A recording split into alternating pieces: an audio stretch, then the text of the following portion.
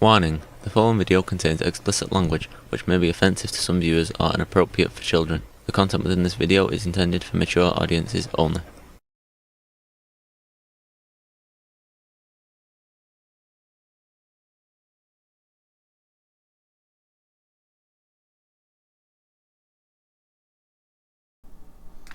Hello, and we're back.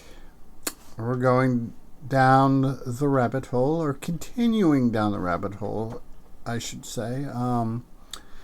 We are exploring the character of Brandon Corduroy from Kay's point of view, and how she got to know him, and we're getting ready to get into the whole Alan Scorpio thing.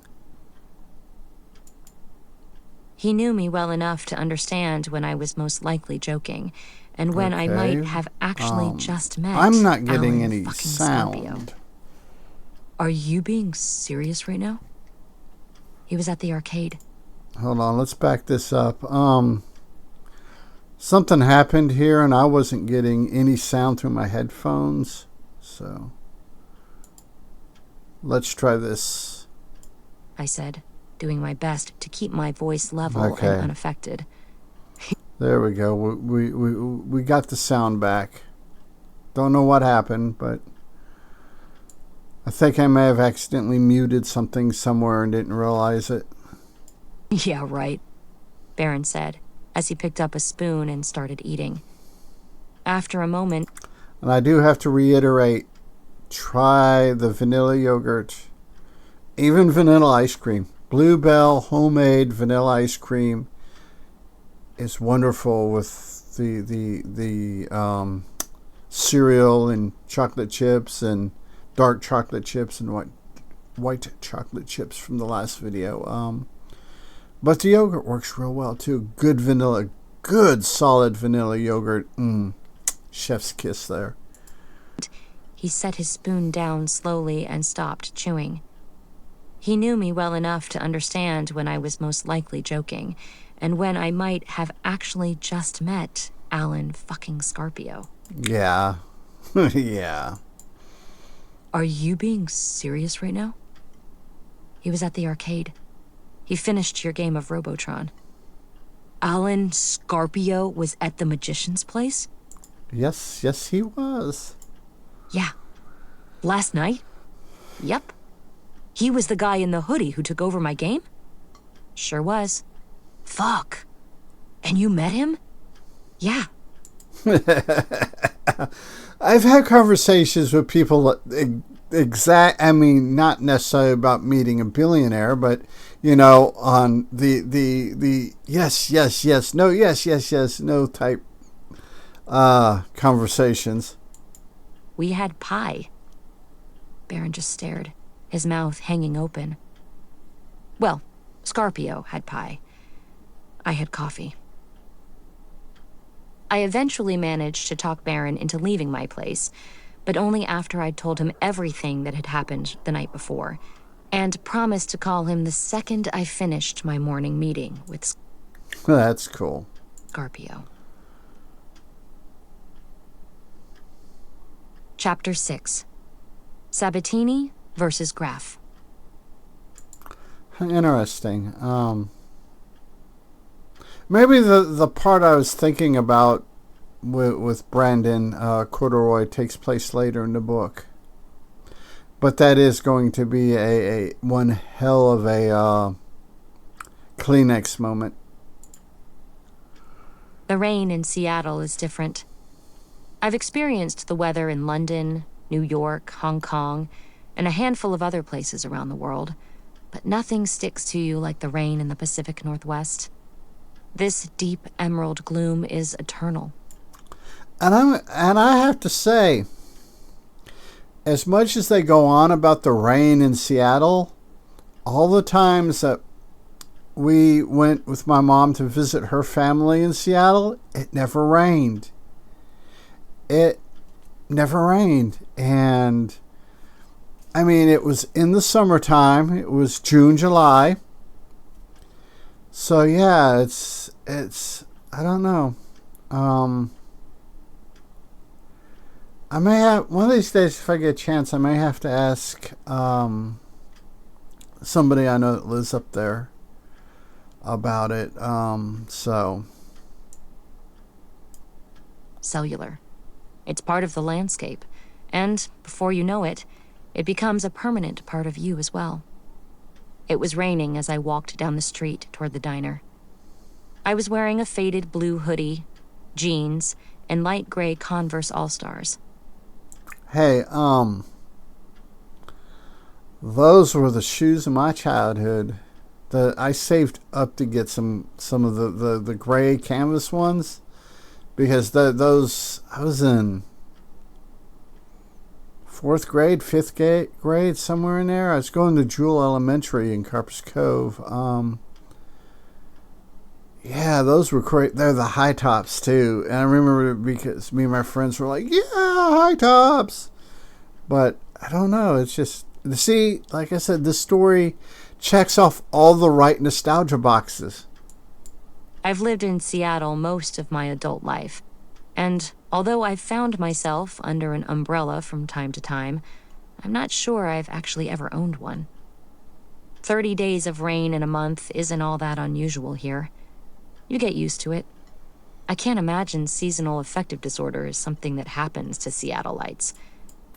Though, I admit, my mom, when my dad was in Vietnam, him and my mom got shipped to Hawaii. Then he shipped out to Vietnam, and while he was in Vietnam, she was in Hawaii. And she said that Hawaii actually got more rain than Seattle did. That's I don't know why I thought of that. Don't know why that popped into my brain.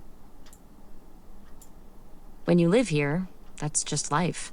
And frankly, I wouldn't have it any other way. I love the rain. You can hide in it.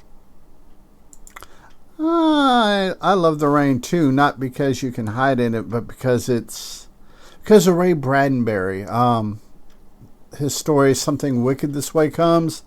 He describes rain as washing evil away, washing bad things. That's why I think I like rain. It's because of Ray Bradbury. I got to the diner half an hour early and drank cup after cup of spiritless coffee as I waited. Spiritless coffee. Decaf, I assume decaf because, spiritless, caffeine is the spirit of coffee. But, that's just me. Part of me was convinced that I'd imagined last night, but the business card Scarpio had given me was sitting on the stained Formica table, right next to my diner standard off-white ceramic coffee mug. It had happened. It was real. Yeah, something like that would be really cool. Not that I will ever have the opportunity to meet a billionaire, and I don't know, I think Steve Wozniak is probably about the only super mega rich person on the planet right now that I would enjoy meeting. Now, there are rich people, actors. There's a few actors, actresses, couple comedians stuff I would love to meet. But as far as the uber rich, I think Steve Wozniak is about the only one, and maybe Bill Gates. I don't know. But there's just something about Steve Wozniak. It might be his name that I just really like. And all the interviews I've seen with him, he just seems like the kind of guy you could have fun with have a whole hell of a lot of fun with at just a coffee shop or something, chit-chatting about life, the universe, and everything. I'd always imagined I was connected to the world of rabbits somehow, but it was an ephemeral feeling, fleeting, always just out of reach, and yet something felt different this time. Something that might finally justify the hours spent online, searching for clues to a game that at times over the years I wasn't sure actually existed. Yeah, things like that get weird really quick. Saving up for road trips to decidedly non-glamorous locations like Winnipeg, Canada. Hey, Winnipeg, Canada has its charm. I've read a bunch of stuff about Winnipeg, Canada. I've been to Vancouver, but you know, it is what it is. Following leads that turned out to be nothing, and temporarily working 2 jobs in order to afford a special edition of a weird roadside atlas rumored to contain information about the game. Interesting. In this day and age, I guess a hard copy of any road atlas would be considered weird by the under 40 crowd. It was all coalescing now. It felt like Rabbits was finally coming to life. But Scarpio was late. It had been almost an hour. I drank more coffee and stared at the number on Scarpio's card. I am going to tell you right now, if I'd have drank that much diner coffee, I would probably be spending most, if not all of the afternoon and part of the evening urinating. For another 15 minutes before I finally decided to call. A woman's voice answered after the first ring. Hello?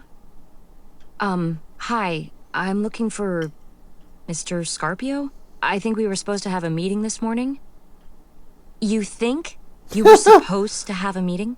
That is a assistant's reaction. He told me to meet him here for breakfast. How did you get this number? Mr. Scarpio gave it to me last night. There was a long pause. Where are you? I'm at the diner. What fucking diner? I gave her the address. Yeah, that is a diligent, competent assistant, and I think everyone that has the means to afford one needs one. And we'll go ahead and call this video here good, and we'll join in with our assistant and Kay in the next video.